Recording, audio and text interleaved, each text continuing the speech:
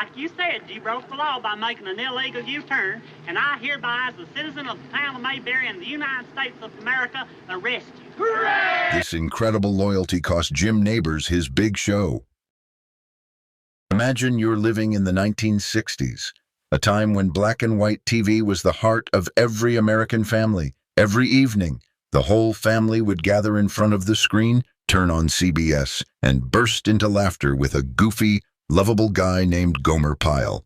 If you're from the generation that lived through those days, you surely remember how Gomer, with his thick Southern drawl and innocent smile, became an indispensable part of American culture. Jim Nabors, the man behind this character, wasn't just an actor, but also a symbol of sincerity, kindness, and loyalty. But behind the stage lights, his story hides moments that make us reflect on the meaning of friendship and sacrifice. Today, we'll dive deep into his life, from his childhood days in Alabama to the decisions that changed television history. Let's start from the beginning, from the days when Jim Nabors was still a boy in Sylacauga, Alabama. James Thurston Nabors was born on June 12, 1930, the youngest child in a family of 3 siblings. His father, Fred Nabors, was a police officer, and his mother, Mavis Pearl Newman, was a devoted homemaker. He had 2 older sisters, Freddie and Annie Ruth. Life in this small town wasn't easy, especially when Jim had to face severe asthma from a young age. The illness prevented him from joining sports activities like his peers. His family also couldn't afford expensive treatments, so Jim had to be careful with every breath, always avoiding overexertion. But in that hardship, he found his passion, performing. Instead of running around on the field, Jim joined the school glee club, learned to play the clarinet, and began exploring the world of music. He sang in the school and church choirs, where his powerful baritone voice started to get noticed. Those days planted the seeds for a talent that would later astonish all of America, turning a sickly boy into a multifaceted star. As he grew up, Jim never thought he'd become a star. He studied business administration at the University of Alabama, where he participated in short plays for the Delta Tau Delta fraternity.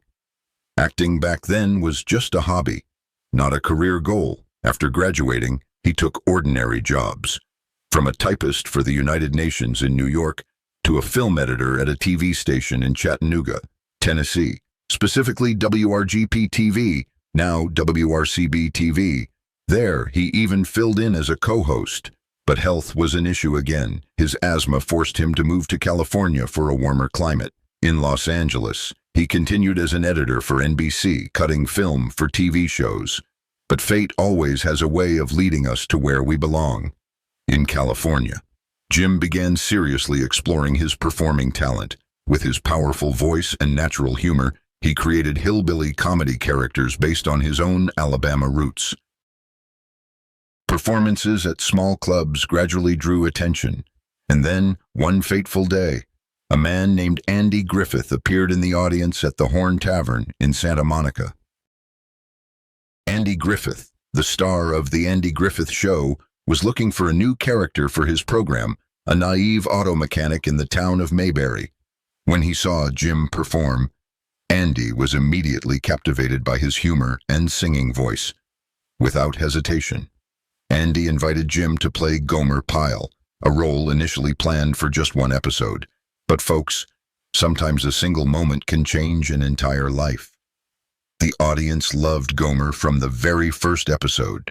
The way he said "golly" with childlike surprise, the way he was clumsy but full of enthusiasm, conquered millions of hearts. A guest role turned into 23 episodes, and then CBS realized they couldn't let Gomer go. This character wasn't just a fool, he represented sincerity, kindness, and rural American spirit, something audiences at the time adored. So Gomer Pyle, U.S.M.C., was born in 1964. The show took Gomer from Mayberry to a military barracks, where he constantly drove Sergeant Carter, played by Frank Sutton, crazy with his foolishness. The interaction between Gomer and Carter was the soul of the show. Gomer, with his open heart, always tried to do the right thing, while Carter, with his tough exterior but warm interior, struggled to maintain order. That contrast created unforgettable humorous moments. The show avoided mentioning war, especially the ongoing Vietnam War, focusing on light, funny themes. Over 5 seasons, from 1964 to 1969, Gomer Pyle, U.S.M.C, was always in the top 10 most-watched shows, even reaching number 2 in its final season. It was a resounding success, and Jim Nabors, along with Frank Sutton, became the most beloved duo on the small screen. But what made it appealing wasn't just the script or acting. It was also the real-life friendship between Jim Nabors and Frank Sutton. Frank Sutton, born on October 23, 1923 in Clarksville, Tennessee, was a talented actor with rich experience.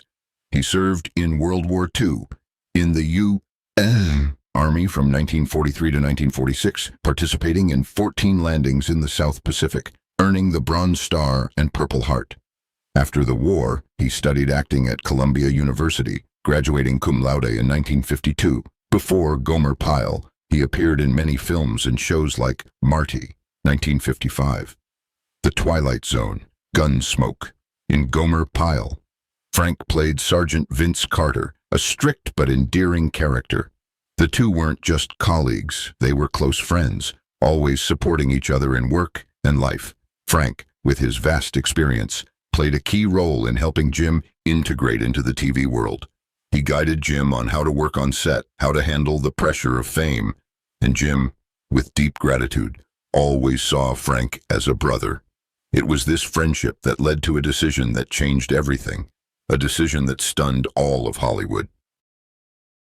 By the 5th season of Gomer Pyle, U.S.M., Jim Nabors started feeling restless. He wasn't just a comedic actor, he was also a talented singer, with a powerful baritone voice that could shift from gentle folk songs to forceful opera.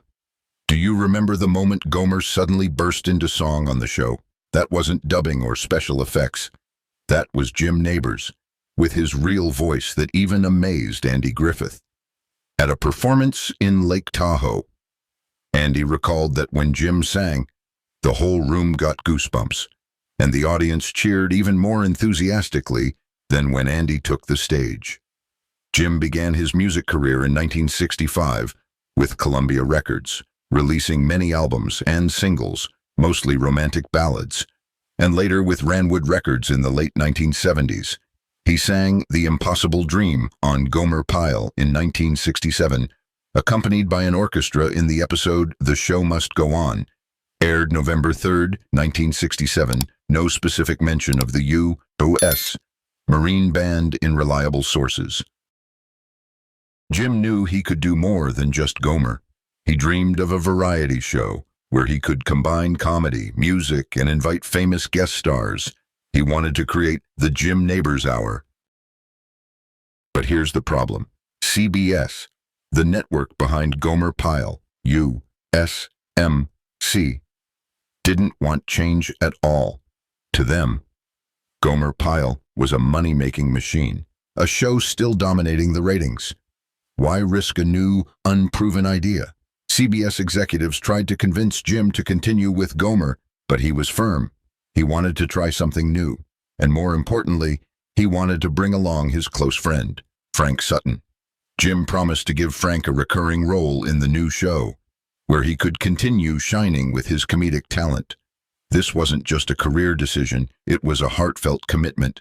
Jim didn't want to move forward without Frank by his side.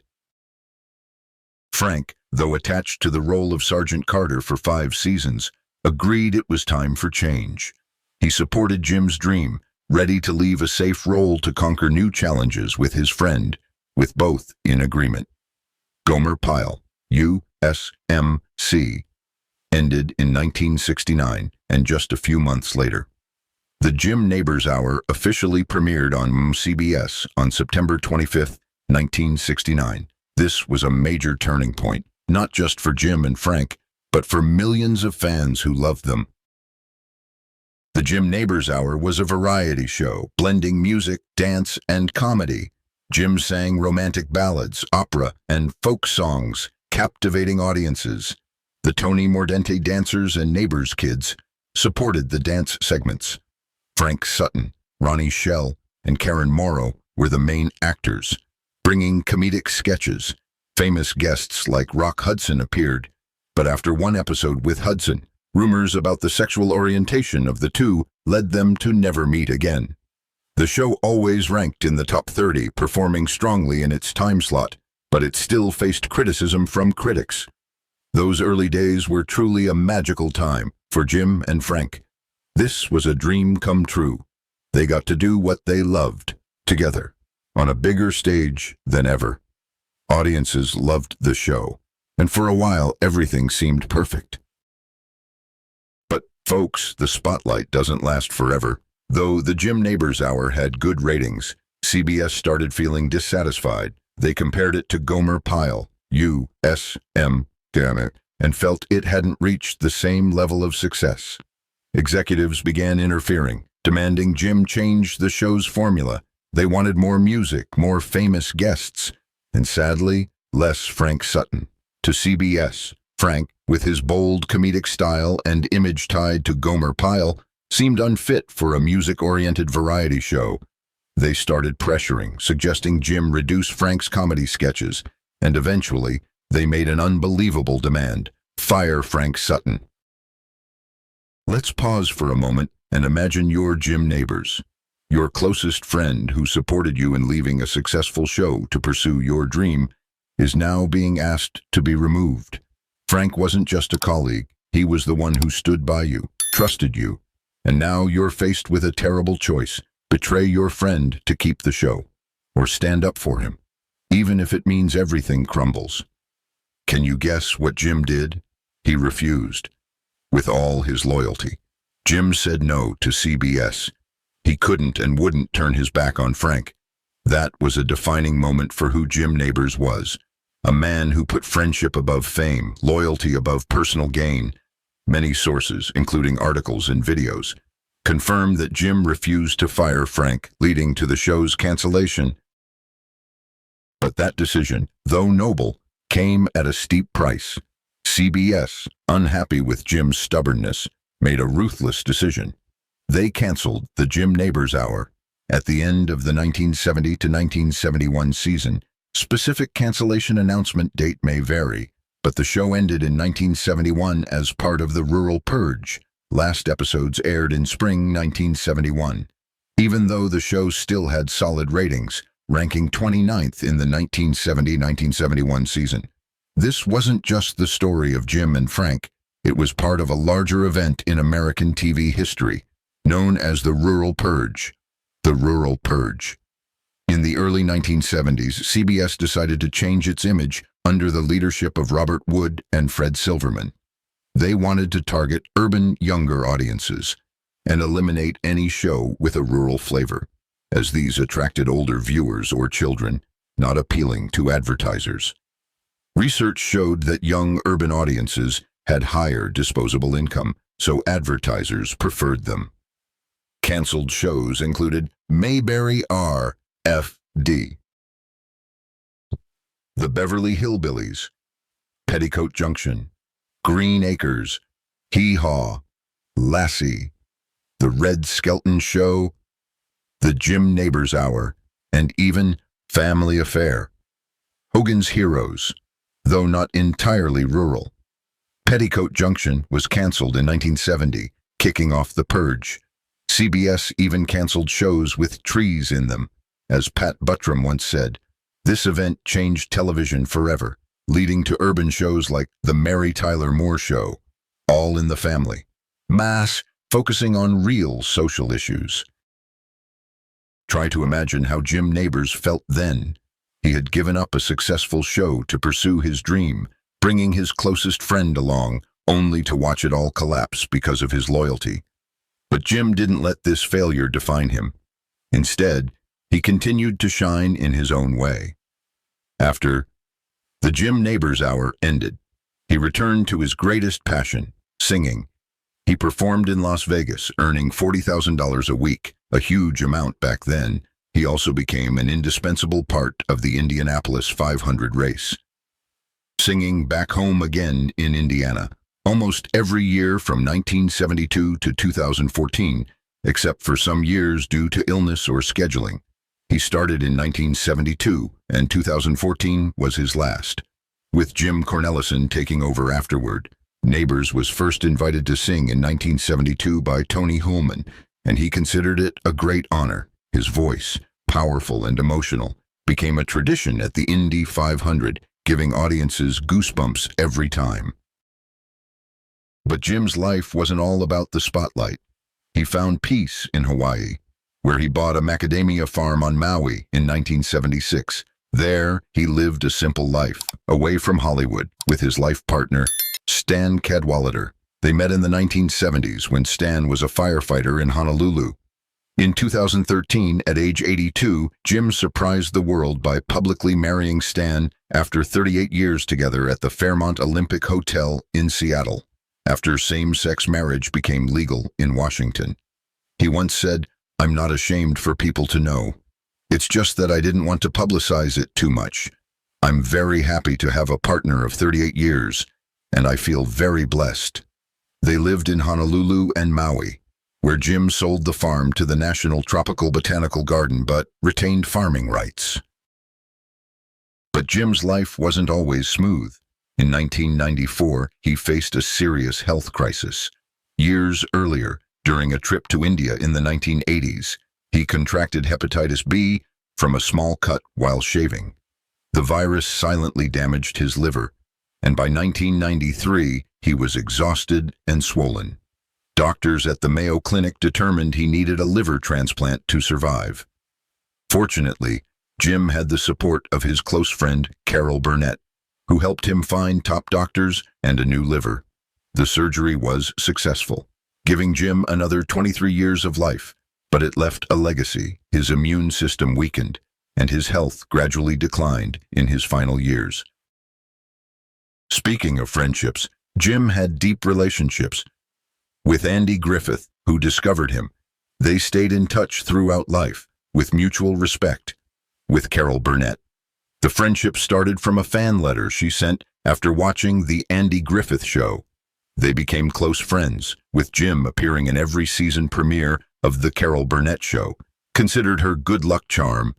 Jim was godfather to her daughter Jody, and they supported each other through hardships, including Jim's illness. Frank Sutton, Jim's close friend, wasn't as fortunate. Frank, a devoted husband and father to wife Toby M. Eagler, married 1946, and two children, Joe and Amanda, had unhealthy habits like constant smoking and coffee drinking. The pressures of the entertainment industry seemed to wear him down. On June 28, 1974, Frank passed away from a heart attack while preparing to perform in Shreveport, Louisiana. He left at age 50, leaving his family behind. It was a great loss, not just for his family, but for Jim Nabors, who lost a dear friend. In Clarksville, Tennessee, Frank's hometown, people still remember him fondly. A life-size bronze statue of Sergeant Carter was erected on Franklin Street in 2017, honored by the city of Clarksville, attracting tourists and recalling his legacy. Jim Nabors passed away on November 30, 2017, at age 87, at his home in Honolulu. Beside his husband, Stan Cadwallader, his health had declined for a long time, but he chose to go peacefully, with the one he loved. When news of Jim's passing spread, those who knew him, from Carol Burnett to Andy Griffith's daughter, expressed deep sorrow. Carol said her heart was broken losing a friend of 52 years.